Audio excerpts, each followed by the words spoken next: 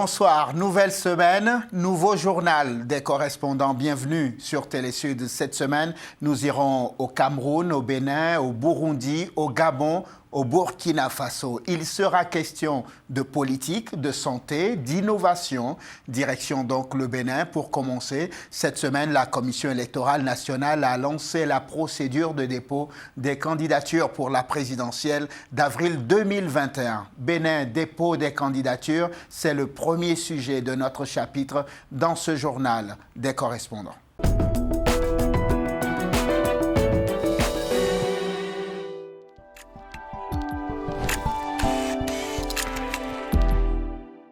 Dans le cadre des présidentielles de 2021, la Sénat a ouvert ses portes ce lundi pour accueillir les dépôts de dossiers de candidature. Les deux premiers candidats de la journée donnent leurs avis sur la motivation à briguer la magistrature suprême. Les membres de la Sénat m'ont reçu. Ils ont obtenu mon dossier. Ils m'ont donné le récépissé. 2011-2016, j'étais là. J'ai été recalé. On ne peut pas me recaler 3 fois. Si on me recale 2 fois, on ne peut pas me recaler 3 fois. Je pense que cette fois-ci, je serai retenu parmi les prétentieux candidats. La Constitution du 11 décembre 1990 me le permet. C'est en effet notre loi fondamentale, la voix de tout un peuple qui a été votée par référendum. Et je ne saurais cautionner la relecture de notre Constitution en procédure d'urgence, notamment vers 2 h du matin, par des personnes auxquelles je ne reconnais aucune légitimité. Notre peuple mérite respect, compassion, amour. Le président de la Sénat, Emmanuel Tiando, saisit l'occasion pour faire le point sur le formulaire nominatif de parrainage délivré et rassure les compatriotes que les élections présidentielles se dérouleront en toute sécurité. Ainsi, au terme de cette opération, la Sénat voudrait annoncer officiellement que pour le compte de l'élection présidentielle du 11 avril 2021, elle a délivré 159 formulaires nominatifs de parrainage sur les 159 attendus, soit 82 députés et 77 maires. Je voudrais rassurer tous nos compatriotes et l'ensemble des acteurs impliqués dans le processus électoral que nous avons pris un maximum de précautions pour sécuriser le document de parrainage afin d'éviter toute manipulation ou double emploi. Au terme de ce processus, je voudrais exprimer mes félicitations à tous les commissaires ainsi qu'à tous les cadres de la Sénat pour leur disponibilité dans le bon déroulement de cette opération.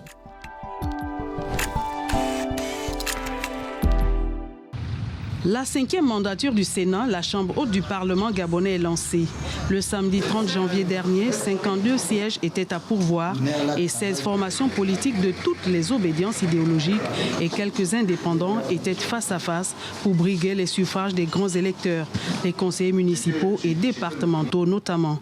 Le PDG, parti au pouvoir, y est allé avec les faveurs des pronostics et s'en sort avec 45 sénateurs élus au premier tour, une belle moisson. C'est naturellement un sentiment de satisfaction parce que cette élection est capitale. Ça permet au distingué camarade président, au chef de l'État, d'avoir une majorité confortable au sein de la haute chambre du Parlement. Et ça permettra également à celui qui va nous représenter de voter les lois qui permettront à nos collectivités locales de se développer davantage. Le CLR vient à cette élection au premier siège de la commune de Libreville soutenir le candidat investi par le PDG. Et c'est ce que nous avons fait ce matin. Et comme une élection fait rarement l'unanimité, des voix discordantes se sont élevées. Je reproche au gouvernement d'être plus ou moins en recul avec les phases démocratiques c'est-à-dire pour une grande commune comme Libreville, nous n'avons que 2 sièges. Où avant, c'est-à-dire au mandat sortant, il y avait exactement 12 sénateurs qui devaient être élus. Mais maintenant, nous n'avons que 2. Et toute la province en compte 8. Et une province comme la province sœur dont on parle, le Haut-Ogooué, a 11 conseillers. C'est ce qui m'intrigue. Voilà qui est dit pour cette mandature qui va bientôt commencer. La grande innovation est le fait de la nomination par le chef de l'État, Ali Bongo Ondimba, de 15 sénateurs. À l'issue du premier tour, le PDG s'en sort avec 45 sénateurs élus et 5 pour l'opposition réunie. Et 2 sièges restent à pourvoir pour le second tour qui se déroulera le 6 février courant.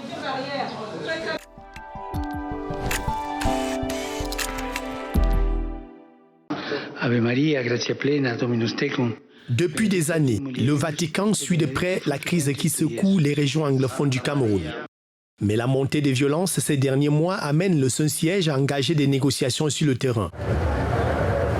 La visite au Cameroun du numéro 2 du Vatican est un message fort du pape François qui milite pour la réconciliation. On a parlé avec le président beaucoup de la situation du nord et sud-ouest et nous souhaitons vraiment qu'on puisse avoir paix dans cette région.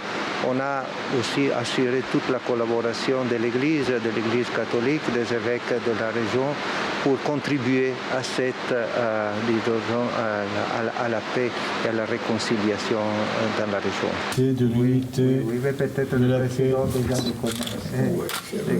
Outre l'audience avec le président Paul Biya, l'émissaire du pape François s'est rendu dans le nord-ouest du Cameroun pour remettre le pallium à Monseigneur André Nkea, nommé archevêque de la province ecclésiastique de Bamenda depuis 2019. Bamenda est l'une des villes camerounaises secouées par la crise séparatiste. Dans cette région, le cardinal Christian Toumi, archevêque émérite de Douala, très engagé lui aussi pour la paix, avait été enlevé par les séparatistes avant d'être libéré. Sa prise d'otage avait provoqué la stupeur à Rome. On n'a pas fini de parler du Cameroun dans ce journal des correspondants. Le ministère des Finances du pays a testé son dispositif des PRI spécialisés. Ce système a été mis en place pour faciliter le paiement des fonctionnaires camerounais. Sa mise en application effective est un succès. C'est ce que nous disaient cette semaine sur Télésud nos correspondants sur place, Valérie Ntidia, Monique Ada, Cyril Nguidjoy.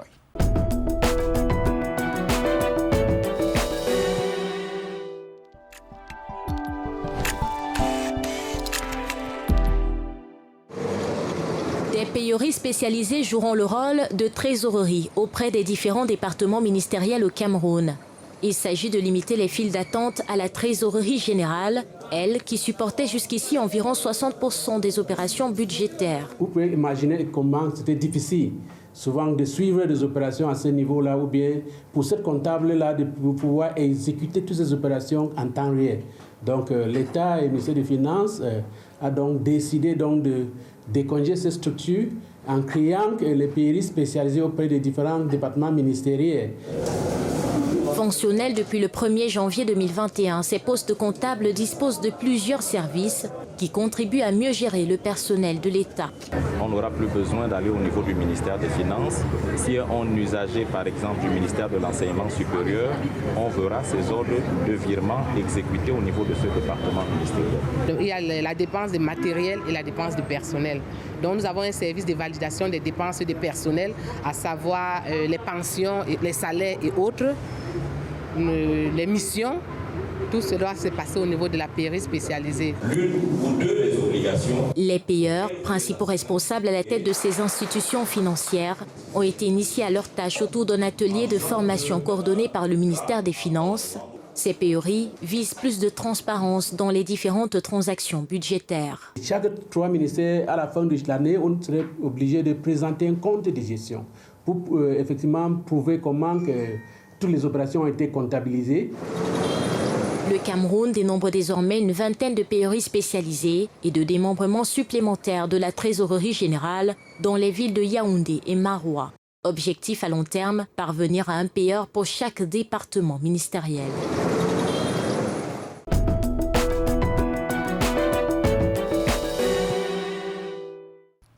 Le Burkina Faso, comme beaucoup de pays dans le monde, est confronté aux maladies tropicales négligées. À l'occasion de la deuxième journée mondiale évidemment consacrée à ce groupe de maladies, le Burkina s'est doté d'un nouveau plan de lutte contre les MTN. Edem Aribla.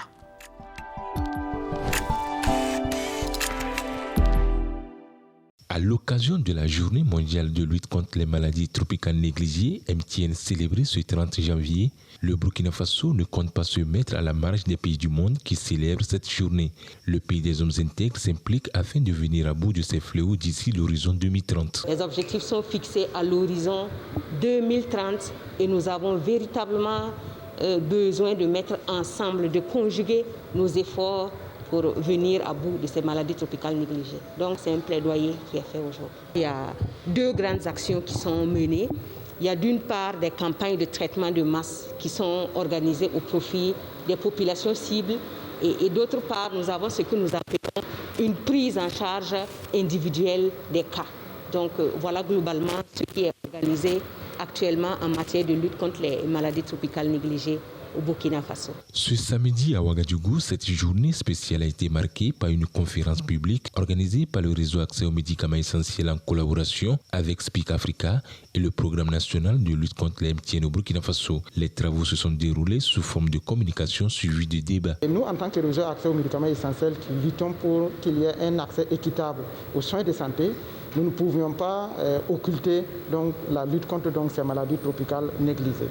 C'est pour cela que nous avons convié donc, les organisations de la société civile, les hommes et femmes de médias, et les représentants donc, des collectivités, pour qu'ensemble nous puissions échanger et voir comment la lutte se mène avec le programme national de lutte contre la maladie tropicale négligée et comment nous, en tant qu'acteurs de la société civile et collectivités, nous pouvons nous engager pour contribuer véritablement à la lutte contre donc, ces maladies tropicales négligées au Burkina Faso. Parlant de maladies tropicales négligées, véritablement, on n'en fait pas trop de campagnes autour.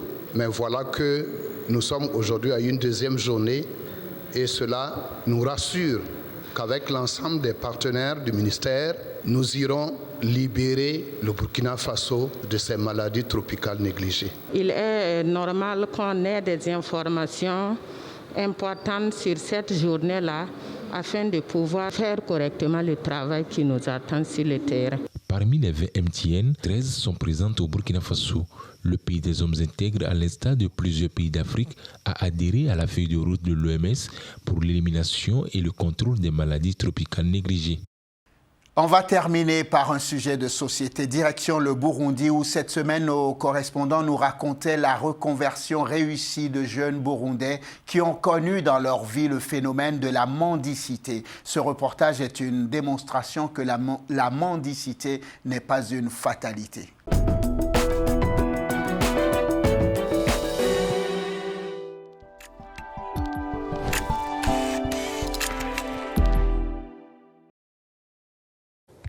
Au Burundi, la mendicité est une pire réalité, un phénomène qui touche les enfants et les adultes avec une particularité pour les personnes vivant avec handicap. Une situation liée aussi à la pauvreté selon l'organisation Solidarité de la jeunesse chrétienne pour la paix et l'enfance SOJEPAE.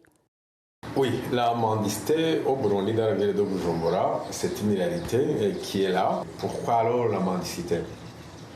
Premièrement, il y a la pauvreté. Deuxièmement, il y a aussi la manque de vigilance des organisations qui s'occupent de la protection de la personne humaine en général et très particulièrement les enfants.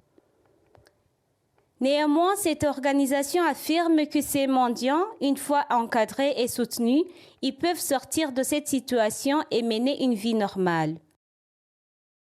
Ce qui manque, ces mendiants, c'est l'encadrement. C'est l'encadrement, ce sont les activités génératrices de revenus. Quand on organise des activités génératrices de revenus à ces gens-là, il y a une réussite. Oui, ces mendiants sont aussi capables. Ils peuvent exercer une activité génératrice de revenus. C'est le cas de Révérien Dayavugwa, cet ancien mendiant aujourd'hui commerçant. Je ne me plains pas. Je vends des insecticides, je mets de couverture sur les cartes nationales d'identité. Mais au début, je faisais le commerce des unités de recharge pour le téléphone. Dans les rues de Bujumbura, la majorité des mendiants ont moins de 18 ans. Et actuellement, la mendicité chez les adultes est punie par la loi. Voilà, c'est la fin de ce journal des correspondants. Merci à vous de nous avoir suivis. Au nom de toute l'équipe de correspondants en Afrique, je vous remercie d'avoir été des nôtres. Excellente suite de programme, évidemment, sur Télé Sud. Bon week-end à vous. On se retrouve la semaine prochaine.